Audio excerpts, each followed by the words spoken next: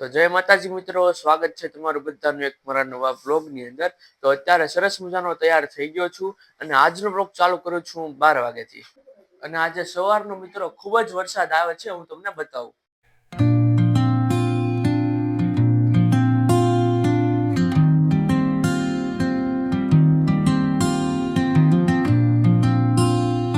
તો આજે થોડો હું લેટ ઉઠ્યો છું એનું એક કારણ છે, કારણ કે કાલે રાત્રે મોડે સુધી હું વિડીયો શૂટિંગ કરતો હતો, કોમેડી વિડીયોનો શૂટ કરતો હતો.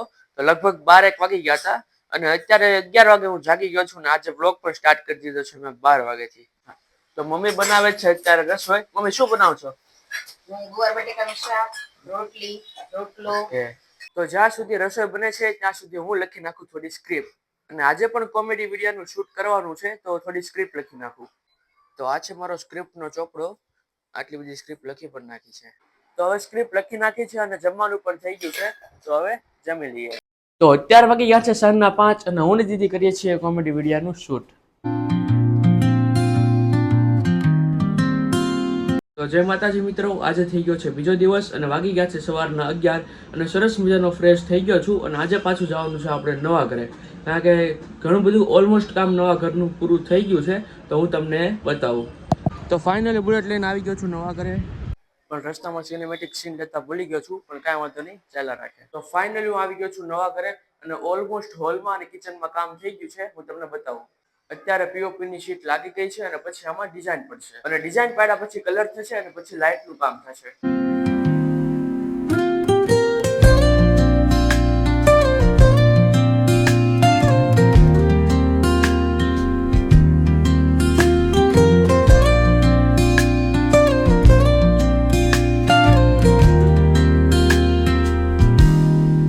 અને મિત્રો મારા રૂમમાં પણ પેનલ લાગી ગઈ છે અને ત્યારબાદ આમાં પીઓપી ની શીટ લાગશે.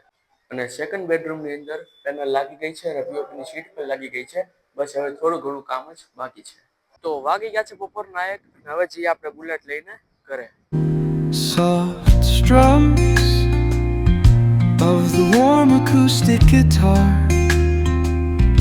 blend with the gentle.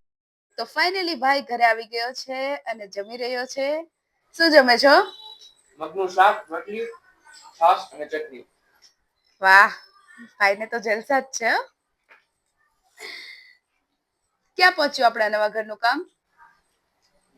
Almost પૂરું. કિચનમાં અને હોલમાં અને બંને બેડરૂમમાં બાકી છે. હજી એક બેડરૂમમાં અડધું થઈ ગયું છે, અડધું બાકી છે. તો ફાઇનલી ભાઈ ઘરે આવી ગયો છે અને જમે છે અત્યારે. અને હવે અમારે કરવાનું છે, ભાઈ જમી લે એટલે પછી કોમેડી વિડીયોનું શૂટ. તો મિત્રો આજે ફર્સ્ટ ટાઈમ દીદી મારો બ્લોગ બનાવે છે, મારો બ્લોગ કન્ટિન્યુ કરે છે. નોર્મલી તો હું બ્લોગમાં આવતી નથી. આજે ફર્સ્ટ ટાઈમ ભાઈએ મને કીધું કે તું મારો બ્લોગ કન્ટિન્યુ કર, બોલ, હું જમું છું. તો હું પણ હવે વિચારું છું કે હું પણ બ્લોગ સ્ટાર્ટ કરી દઉં. તો આજે અમે જવાના છીએ કોમેડી વિડીયોને શૂટ કરવા માટે બહાર. હે ને ભાઈ?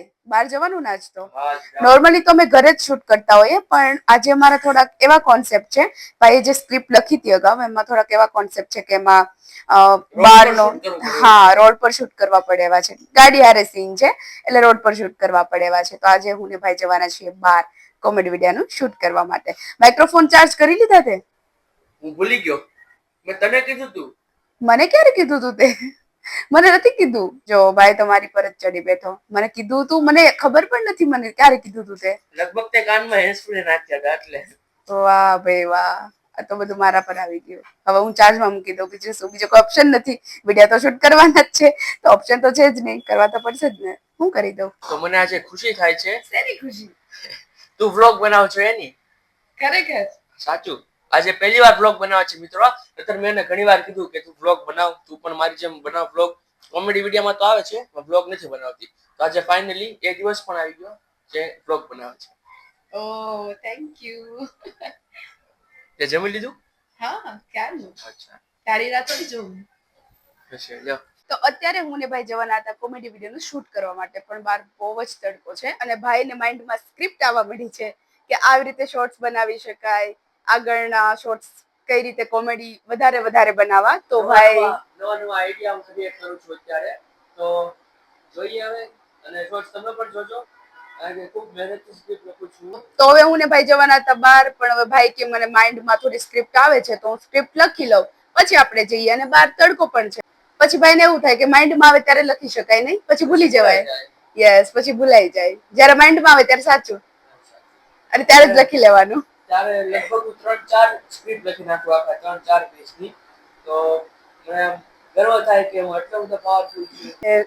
સ્ક્રિપ્ટની બુક છે ને ભાઈ, આ ગાડીમાં પણ રાખે છે નહીં? જ્યારે 4-વ્હીલરમાં પપ્પા સાથે બહાર જાય અને એને એમ થાય કે આવા સીન પણ લઈ શકાય, પછી બનાવી શકાય વિડીયોને. હોય તો ડાયરેક્ટ આપણે નોટ કરવા થાય કે આ આપણે બનાવવા જેવું છે.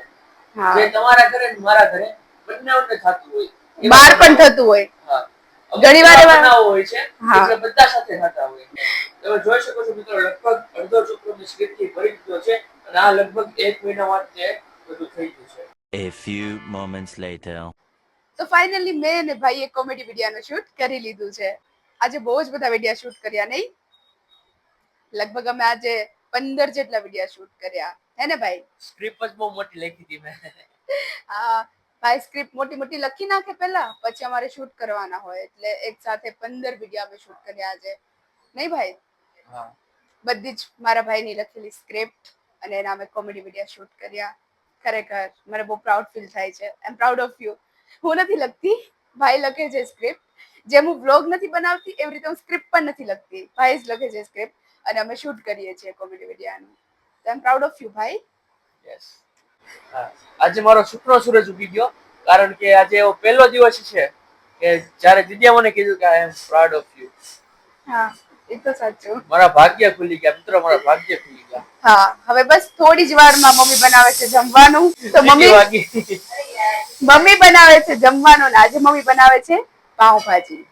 તમને બહુ મજા આવે છે. અમને ભૂખ લાગી છે અત્યારે, પણ મને એમ થાય છે કે ખાવું કંટ્રોલ. Yes, control. અમે એમ વિચારીએ છીએ કે કંઈ ખાવું નથી, કારણ કે મમ્મી પાવભાજી બનાવવાની છે, અને જસ્ટ અમે કોમેડી વિડીયોનું શૂટ કરી લીધું છે. તો હવે ખાશું અમે સીધી પાવભાજી, ડાયરેક્ટ પાવભાજી જ ખાશું અમે હવે, એવું વિચાર્યું છે. રહી શકીશ ને? જોઈએ હવે. તો મિત્રો, આજનો મારો આ અડધો બ્લોગ મારી બેને બનાવ્યો. તો કઈ કહેવા માંગીશ? હા, ઓબ્વિયસલી મને બહુ મજા આવી બ્લોગ બનાવવાની, અને હું પણ એમ વિચારું છું કે હું પણ બ્લોગ સ્ટાર્ટ કરી દઉં. તો મિત્રો, દીદીની પણ ચેનલ છે, જેની લિંક હું ડિસ્ક્રિપ્શનમાં નાખી દઈશ, તો જલ્દીથી જાઓ અને સબસ્ક્રાઇબ કરો. હા, પણ હું બ્લોગ બનાવવાનું હજી વિચારું છું. હા, હું કોમેડી શોર્ટ્સ મૂકું છું, બટ બ્લોગ બનાવવાનું હજી વિચારું છું. કાંઈ વાંધો નહીં, તમે સબસ્ક્રાઇબ કરી દો, બ્લોગ ચાલુ કરી દઈશ. તું કરી દઈશ ને? તો હા, ઓકે. તો હવે મળીએ આપણે બધા નેક્સ્ટ વિડીયોમાં. ત્યાં સુધી બધાને જય માતાજી. Sound of the waves crashing against the shore, a serene